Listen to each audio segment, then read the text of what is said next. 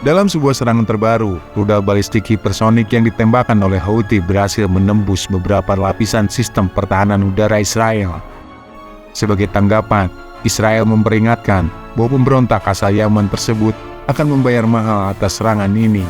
Jurnalis dan analis politik pro-Houthi, Hussein Al-Buhaiti, mengatakan kepada Al Jazeera bahwa rudal tersebut sepenuhnya diproduksi di Yaman, bukan didatangkan dari Iran. Namun, apakah benar Houthi kini berada dalam posisi penuh energi untuk menghadapi Israel? Faktanya, Houthi memang memiliki beberapa sumber rudal balistik untuk persiapan jangka panjang, dan kita akan menelusuri hal ini lebih lanjut.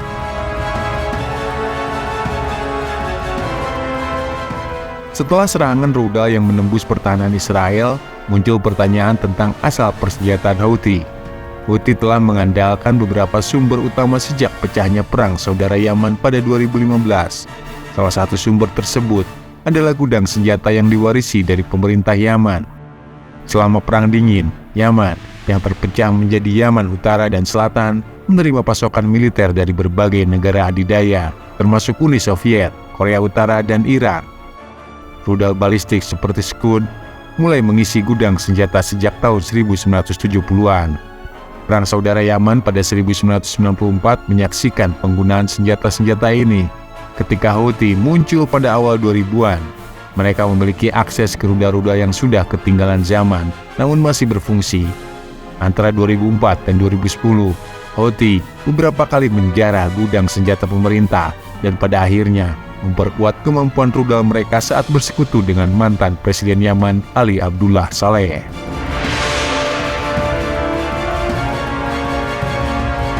Selain mengandalkan senjata dari gudang Yaman, Houthi juga menerima pasokan senjata dan pelatihan dari Iran. Iran, yang telah mendukung Houthi sejak awal perang saudara Yaman, memberikan dukungan logistik termasuk komponen rudal, serta teknik perakitan dan peluncuran. Meski Iran secara resmi membantah terlibat, bukti seperti puing-puing rudal yang ditemukan dengan tulisan Persia menunjukkan adanya peran Iran. Iran juga menggunakan jalur rahasia seperti rute darat melalui Oman dan pengiriman laut melalui Laut Arab untuk menyelundupkan komponen rudal ke Yaman.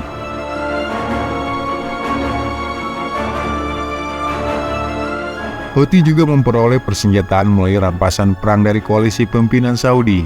Beberapa insiden seperti penangkapan pengiriman RPG dari pasukan koalisi pada 2015 memperkaya persenjataan Houthi. Meskipun sumber rampasan ini tidak signifikan dibandingkan dengan dukungan Iran, tetap saja memberi kontribusi bagi persediaan senjata mereka. Iran mendukung Houthi karena kelompok ini dianggap sebagai kekuatan proksi berbiaya rendah, namun memiliki dampak besar. Houthi memberikan Iran pengaruh strategis di Semenanjung Arab dan Laut Merah, terutama di Selat Babel Mandeb yang merupakan jalur vital perdagangan global. Dengan mendukung Houthi, Iran berupaya menantang dominasi Amerika Serikat dan Arab Saudi di kawasan tersebut. Serangan Houthi terbaru ke Israel membuktikan bahwa kelompok ini semakin terlibat dalam konflik Timur Tengah. Meskipun kekuatan dan sekutu Houthi masih terbatas, pertanyaannya adalah, apakah Houthi dapat mengguncang posisi Israel di kawasan Timur Tengah?